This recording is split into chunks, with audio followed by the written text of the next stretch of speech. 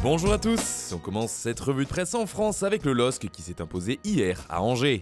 Le SCO n'a pas pu s'en sortir face aux assauts lillois et a perdu 2-0. Les Dogs, eux, sont désormais sur 3 victoires de suite comme le rappelle Nord-Éclair et recollent provisoirement à la 3ème place du podium qui appartenait à Rennes.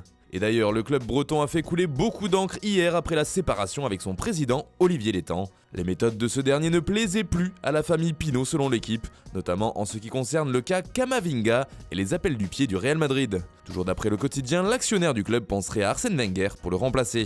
On part maintenant en Italie où Cristiano Ronaldo est simplement intenable ces derniers temps.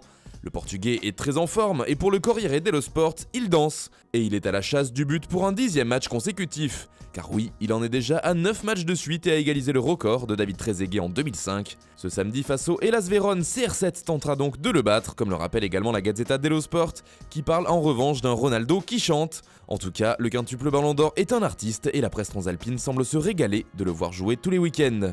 En Angleterre, la blessure de Raheem Sterling fait couler beaucoup d'encre. Le joueur de Manchester City est touché aux ischio-jambiers et sera absent ce dimanche. Interrogé en conférence de presse sur le sujet, Pep Guardiola a admis qu'il n'avait aucune idée de la date à laquelle allait revenir Sterling. Des mots qui ont fait réagir outre-Manche, le Daily Mirror parle ainsi de crise Sterling. Même son de cloche en une des pages sport du Times. Pour le journal, l'attaquant des Sky Blues s'ajoute aux problèmes de Pep Guardiola, déjà très nombreux. Une saison plus compliquée que d'habitude pour le coach espagnol. D'ailleurs, dans la presse ibérique, son ancien club fait les gros titres. Il faut dire que le Barça aussi est décimé par les blessures. Après Luis Suarez, c'est Ousmane Dembélé qui est indisponible pour plusieurs mois.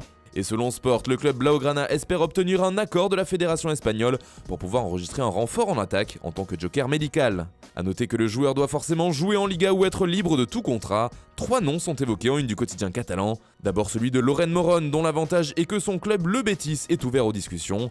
Ensuite, Willian José, le préféré des dirigeants barcelonais, mais dont le dossier semble compliqué à boucler. Et enfin, Lucas Pérez, qui a une clause libératoire de 15 millions d'euros, et celle-ci serait non négociable. On termine ce tour de la presse en restant en Espagne, mais cette fois il s'agit du Real Madrid. Gareth Bale fait une nouvelle fois parler, lui dont le temps de jeu est très irrégulier avec la Casablanca. Il est le dernier de la file d'attente, titre Marca ce samedi, qui précise que le Gallois était absent des 3 dernières feuilles de match du Real Madrid, car non convoqué par Zinedine Zidane. Bale fait aussi la une du journal AS qui a interrogé son agent Jonathan Barnett. Ce dernier a notamment expliqué que c'était un mensonge de dire que Zidane n'aimait pas Bale. Il a également affirmé que le président madrilène Florentino Pérez adorait l'ancien joueur de Tottenham.